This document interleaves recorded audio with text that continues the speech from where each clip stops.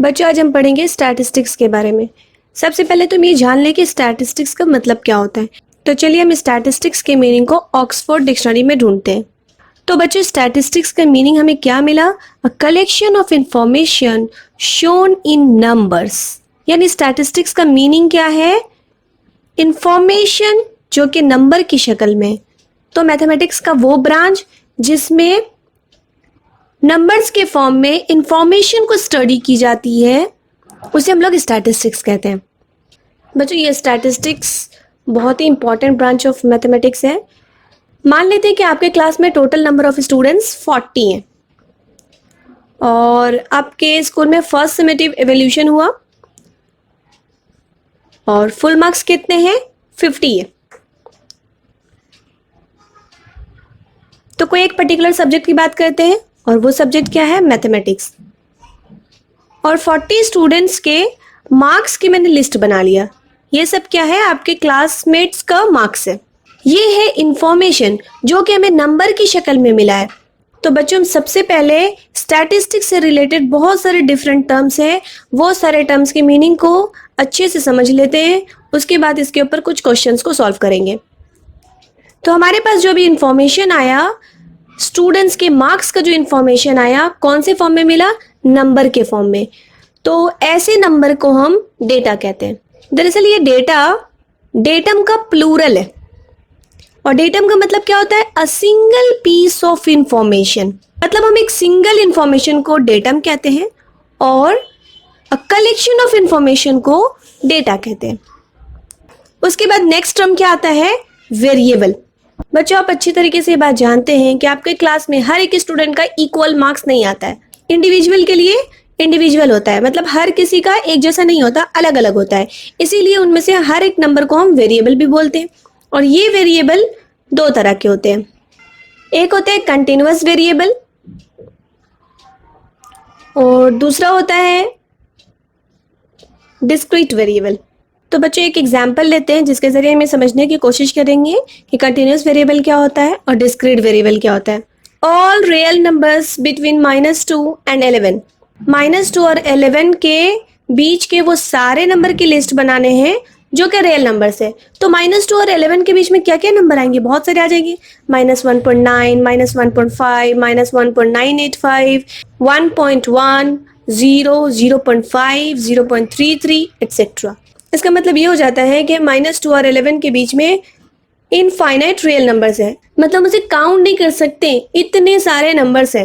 तो इसका मतलब क्या हो जाता है कि -2 और 11 के बीच में जितने भी नंबर्स है उनमें एक कंटिन्यूएशन है। तो ऐसे वेरिएबल को हम कंटिन्यूअस वेरिएबल कहते हैं।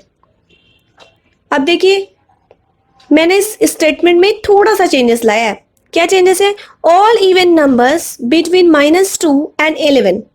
पहले मैंने लिया था रियल नंबर्स और अब लिया है इवन नंबर्स। और इवन नंबर्स का क्या मतलब होता है? इवन नंबर का क्या मतलब होता है? जो 2 से डिविजिबल हो या फिर 2 का मल्टीपल हो। तो -2 और 11 के बीच में कितने सारे इवन नंबर्स हैं? 0, 2, 4, 6, 8 एंड 10। तो इसका दूसरा मतलब क्या हो जाता है? -1, 0.5, 2.33, यानी डेसिमल एंड फ्रैक्शनल नंबर और ऑड नंबर इस लिस्ट में नहीं आएंगे। बच्चों अब हमारे पास नेक्स्ट टर्म क्या है? एट्रीब्यूट। एट्रीब्यूट का क्या मतलब होता है? Between -2 and 11 there are infinite numbers. The variables that cannot be measured are called as attributes. क्या मतलब है?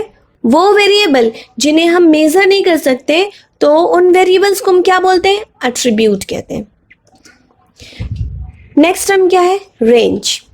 तो बच्चे मैंने आपके क्लासमेट्स का जो मैथमेटिक्स के मार्क्स का जो लिस्ट तैयार किया है उसमें देखो हाईएस्ट मार्क्स कितना है? 49 और लोएस्ट मार्क्स कितना है? 1। तो इन दोनों का डिफरेंस निकालते हैं। इन दोनों के डिफरेंस कितना आएंगे? 49 - 1 = 48। तो ये जो आपका 48 आया, मतलब difference of highest marks and lowest marks, इसी को हम बोलते हैं रेंज। रेंज का क्या मतलब हो जाता है? Difference between the highest variable and lowest variable. अब नेक्स्ट टर्म क्या है? फ्रीक्वेंसी। ये भी एक बहुत इंपॉर्टेंट टर्म है। इसका मतलब क्या होता है, number of times the observation awkward. हमारे पास जो collection of information in the form of number आते हैं, यानी हमारे पास जो डेटा है उस डेटा में कोई भी एक पर्टिकुलर ऑब्जर्वेशन कितनी बार रिपीट हो रहा है, कितनी बार रिपीट हुआ है, उसी को हम क्या बोलते हैं, फ्रीक्वेंसी। तो हमारे पास जो ये लिस्ट है स्टूडेंट्स के मार्क्स का जो लिस्ट है उसमें देखिए 30 कितनी बार रिपीट्स हुआ है, 2 टाइम्स हुआ है। तो 30 का फ्रीक्वेंसी कितना हो गया, क्या 2 हो गया। इसी तरह से 13 देखिए कितने बार रिपीट हुआ है, 3 टाइम्स। तो 13 का फ्रीक्वेंसी कितना हो गया, 3। अब हमारे पास एक और न्यू टर्म है, वो क्या है, टेलीमार्क। अगर हम किसी भी नंबर को वर्टिकल लाइन के कॉम्बिनेशन में एक्सप्रेस करते हैं तो उस तरह के सिंबलाइजेशन को क्या बोलते हैं, टेलीमार्क। अगर हम एक वर्टिकल लाइन को ड्रॉ करते हैं तो इसका मतलब हो जाता है 1। अगर हम 2 वर्टिकल लाइन को पैरेलली ड्रॉ करते हैं तो इसका मतलब हो जाता है 2। इसी तरह से अगर हम 3 वर्टिकल लाइंस को पैरेलल ड्रॉ करते हैं तो हमें क्या मिलते हैं, 3। फिर अगर हम 4 वर्टिकल लाइंस को ड्रॉ करते हैं तो इसका मतलब हो जाता है 4। लेकिन अगर हमें 5 को रिप्रेजेंट करना हो तो हम क्या करेंगे, पहले तो 4 वर्टिकल लाइंस को पैरेलली ड्रॉ कर देंगे, उसके बाद एक वर्टिकल लाइन को डायगोनली ड्रॉ करेंगे। इसका मतलब कुछ इस तरह से जैसे कि क्रॉस हो जाए, तो इसका मतलब हो जाता है 5। इसी तरह से अगर हम 12 को टेलीमार्क में रिप्रेजेंट करना चाहें तो क्या करेंगे, 1 2 3 4, उसके बाद क्या हो जाएगा, ये हो गया 5 6 7 8 9 और 10 के लिए हो गया ये 10। उसके बाद ये हो गया 11 और ये हो गया 12। तो बच्चों अब हमारे पास नेक्स्ट टर्म क्या है, class interval. The variable having extended range can be divided into a few classes. Each of these types of classes is called class interval. तो बच्चों आपके क्लासमेट्स के मैथमेटिक्स का मार्क्स का लिस्ट है ये। अब हम इसमें से रेंज निकालते हैं। रेंज का मतलब क्या होता है, highest marks minus lowest marks. तो हाईएस्ट मार्क्स कितना है, 49 और लोएस्ट मार्क्स कितना है, 1। और इन दोनों का डिफरेंस कितना आया, 49 माइनस 1 48। सपोज कि हमें कितने सारे क्लासेस चाहिए, 6। तो 6 क्लास चाहिए तो हमें क्लास साइज निकालना पड़ेगा। कि इसी क्लास साइज को हम क्लास लेंथ भी बोलते हैं। तो इसे हम कैसे निकालते हैं, range by number of classes. Range का वैल्यू कितना है, 48 और नंबर ऑफ क्लासेस का वैल्यू कितना है, 6। देखिए ये दोनों एक दूसरे से कट होता है, कट कीजिए, कितना मिला, 6 1 ज़ा 6 एंड 6 8 ज़ा 48। इसका मतलब जो भी हमारे पास डेटा है उस डेटा की मदद से हम टोटल 8 क्लास इंटरवल बना सकते हैं। तो देखो मिनिमम मार्क्स कितना है, 1 है, लोएस्ट मार्क्स 1 है और इस 1 में हमें क्या करना है, क्लास साइज या फिर क्लास लेंथ को ऐड करना है। ठीक है, तो देखो मैंने ऐड किया, 1 + 8 कितना मिला, 9 मिला। तो ये हो गया हमारा 9 और 1, इन दोनों की मदद से हमें क्या मिल गया, फर्स्ट क्लास इंटरवल। अगर सेकंड वाला बनाना हो तो 9 के बाद 10 ले लेते हैं, फिर आप 10 में 8 को ऐड करो तो कितना मिला, 18। तो ये हो गया हमारा कितना, सेकंड क्लास इंटरवल। अब 18 के बाद क्या आता है, 19। 19 में 8 ऐड करेंगे तो कितना मिला, 27 और ये हो गया हमारा थर्ड क्लास इंटरवल। 27 के बाद क्या आता है, 28। 28 में 8 ऐड करो कितना मिला, 36, फोर्थ क्लास इंटरवल। नेक्स्ट क्या आएगा, 37। 37 में जब हम 8 ऐड करते हैं तो 45 मिलते हैं और ये हो गया हमारा fifth class interval, sixth class interval. तो टोटल हो गया 6 क्लास इंटरवल। हमने स्टार्ट किया है लोएस्ट मार्क्स से, लेकिन हमारा एंडिंग हाईएस्ट मार्क्स पे नहीं हुआ है, लेकिन कुछ ऐसे नंबर पर हुआ है जो हाईएस्ट मार्क्स से ज़्यादा है। तो याद रहे हमेशा हमें हाईएस्ट मार्क्स से ज़्यादा लेना है या फिर हाईएस्ट मार्क्स तक ही रुकना है, ताकि हमारा जो डेटा है उसमें से कोई डेटा लॉस्ट ना हो जाए। बच्चों ये देखो, ये जो लेफ्ट साइड में है 1, ये होता है लोअर लिमिट और ये है अपर लिमिट। यानी किसी भी क्लास इंटरवल में जो लेजर नंबर होता है वो होगा लोअर लिमिट और जो हायर नंबर रहेगा वो होगा अपर लिमिट। अब इन क्लास लिमिट को हम दो तरह से एक्सप्रेस कर सकते हैं। सबसे पहले आ जाता है एक्सक्लूसिव मेथड, उसके बाद आ जाता है इंक्लूसिव मेथड। नाम से ही समझ में आ रहा है, एक्सक्लूसिव मेथड यानी किसी को ना किसी को तो छोड़ना है, और इंक्लूसिव मेथड यानी सबको हमें इंक्लूड कर लेना है। तो ये हमारा डेटा, इसी डेटा को हमें एनालाइज करना है। मैंने यहाँ पे दो कॉलम बना लिया है। एक तरफ मैं लिखती हूँ एक्सक्लूसिव मेथड, इस तरफ हम एक्सक्लूसिव मेथड को डिस्कस करेंगे और इस तरफ इंक्लूसिव मेथड को। देखिए बच्चों, मैंने इस साइड एक टेबल को बनाया है और इस टेबल के एक कॉलम में मैं क्लास इंटरवल को लिख रही हूँ। इस साइड भी मैं एक टेबल को बना लेती हूँ। एक कॉलम में हम क्लास इंटरवल को एक्सप्रेस करेंगे और दूसरे कॉलम में फ्रीक्वेंसी को। तो बच्चों, एक्सक्लूसिव मेथड और इंक्लूसिव मेथड में एक सिंपल सा डिफरेंस है, और वो डिफरेंस क्या है? हमें एक्सक्लूसिव मेथड में जो क्लास इंटरवल लेने हैं, लोअर लिमिट को काउंट करना है, मतलब लोअर लिमिट इंक्लूडेड रहेगा और अपर लिमिट एक्सक्लूडेड रहेगा, यानी अपर लिमिट को हमें काउंट नहीं करना है। लेकिन इंक्लूसिव मेथड में दोनों ही लिमिट्स को हमें काउंट करना है। जैसे कि क्लास इंटरवल में बनाती हूँ एक्सक्लूसिव मेथड का 1 to 9, तो नेक्स्ट वाला 9 to 17 हो जाएगा, और नेक्स्ट वाला 17 to 25, 25 to 33, 33 to 41, 41 to 49, और लेकिन इस तरफ क्या हो जाएगा 1 to 9, नेक्स्ट वाला हो जाएगा 10 to 18। क्यों ऐसा होगा? क्योंकि हम लोग पहले ही क्लास इंटरवल में 1 को भी काउंट कर चुके हैं और 9 को भी काउंट कर चुके हैं। तो अब 9 के बाद 10 आता है तो हम 10 को कंसीडर करेंगे। तो 10 में फिर क्लास साइज 8 को ऐड करेंगे तो हमें मिला है 10 + 8 = 18। इसीलिए हमारा lower limit next class interval का 10 है और अपर लिमिट 18 है। तो अब देखिए नेक्स्ट क्लास इंटरवल क्या आ जाएगा, 19 to 27, 28 to 36, 37 to 45, 46 to 54। तो बच्चों, अब हमें क्या करना है, हर एक क्लास इंटरवल का फ्रीक्वेंसी निकालना है। यानी कि क्लास इंटरवल 1 से 9 के बीच में कि जितने भी नंबर्स हैं वो सारे नंबर्स को हमें काउंट करने हैं। तो एक्सक्लूसिव मेथड के लिए 1 को इंक्लूड करना है और 9 को एक्सक्लूड करना है। तो चलिए काउंट करते हैं, 1 2 3 4 5 6। तो इस क्लास इंटरवल का फ्रीक्वेंसी कितना हो गया, 6। लेकिन अगर हम इंक्लूसिव मेथड में देखेंगे तो हमें 1 को भी इंक्लूड करना है और 9 को भी इंक्लूड करना है। तो अब तक हमने 8 तक काउंट कर लिया है, तो अब सिर्फ 9 बचा। तो यहाँ पे देखो हमारे पास जो डेटा है उसमें 9 है, यस है ये वाला, तो टोटल हो गए 7। तो नेक्स्ट क्लास इंटरवल के लिए क्या है, 9 to 17, यानी 9 से 17 के बीच का नंबर, यानी 9 से 16 तक हमें काउंट करना है। तो 9 को इंक्लूड करना है, 1 2 3 4 5 6 7 8 9। इस क्लास इंटरवल के फ्रीक्वेंसी क्या हो गए, 9।